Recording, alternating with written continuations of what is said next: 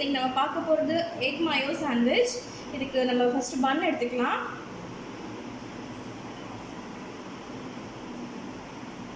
பன் வந்து பாதியாக ஸ்லிப் பண்ணி வச்சுக்கோங்க, ஃபுல்லாக கட் பண்ணிடாதீங்க. இந்த மாதிரி கட் பண்ணி வச்சுக்கோங்க.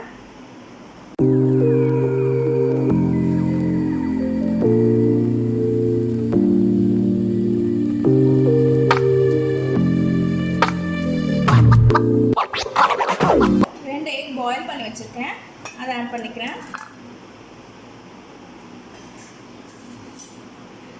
இதை வந்து நல்லா மேஷ் பண்ணிக்கோங்க.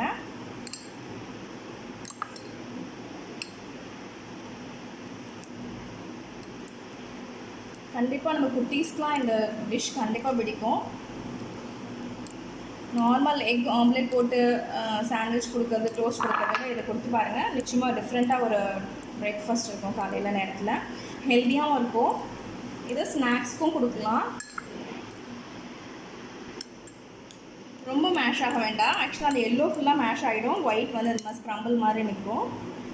இந்த மாதிரி அளவுக்கு நம்ம மேஷ் பண்ணி எடுத்துக்கலாம். ஃபோர்க் வச்சு மேஷ் பண்ணிக்கோங்க போதும்.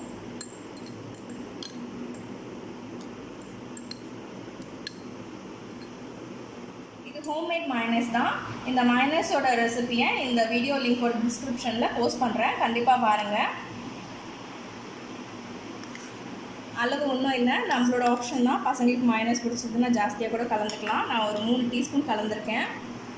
ஜஸ்ட் ஒரு கோட்டிங்காக தான், நல்லா டேஸ்ட்டும் கொடுக்கும்.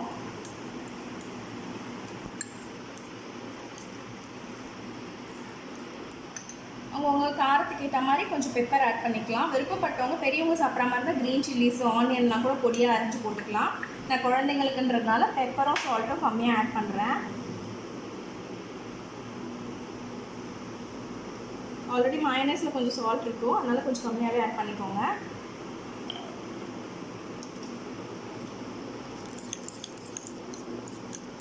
ரொம்ப ஈஸியான டிஷ். நமக்கு எக்கு வேக வைக்கிற வேலை தான்.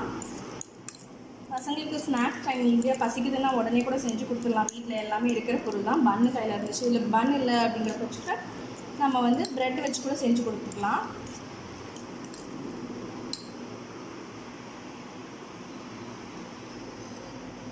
நம்ம ஆல்ரெடி பன் இந்த மாதிரி ஸ்லிட் பண்ணி வச்சுக்கோ இல்லைங்களா.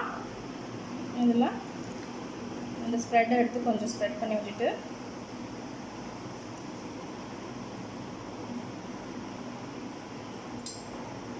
ஜஸ்ட் க்ளோஸ் பண்ணி அப்படியே சாப்பிட வேண்டியதுதான்.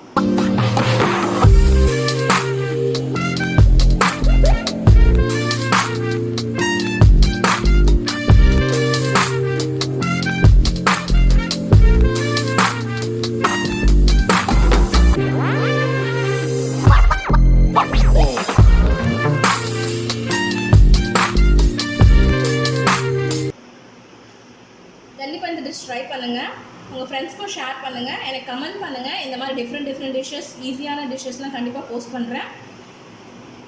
Until the next video, it's bye from Krishnish Creations. எல்லாரும் வீட்லேயே சேஃபாக இருங்க, செக்யூர்டாக இருங்க. Thank you, bye bye.